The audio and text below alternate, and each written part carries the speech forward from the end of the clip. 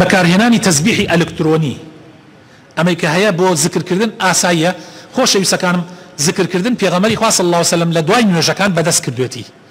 سبحان الله سبحان الله سبحان الله بەدەست کردوێتی لە دوای نوێژەکان.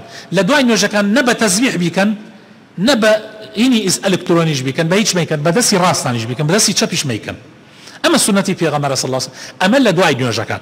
بەڵام لە غەیری نوێژەکان بە تەسبیح بیکەی، بەدەست بیکەی، بە هەر شتێکی تر بیکەی ئاساییە و گوناحبار نابی. ئەمە فتوای زۆرینەی زۆری عولەمایە و طبعا هەندێکی کەڵێن هەر باشتر وایە ڕۆ پەنجە بیکەی، بەڵام غەیری نوێژەکان ان شاء الله اعتیادی گوناحبار نابیت و خێر دەسەکەوت. المهم ئەی ژمێری جاری وایە ژمارنەکە زۆرە، ئیسا بەڵێن بڵێن سەجار سبحان الله ێژم خۆیان چۆن ئەیزانن حسابیکەن.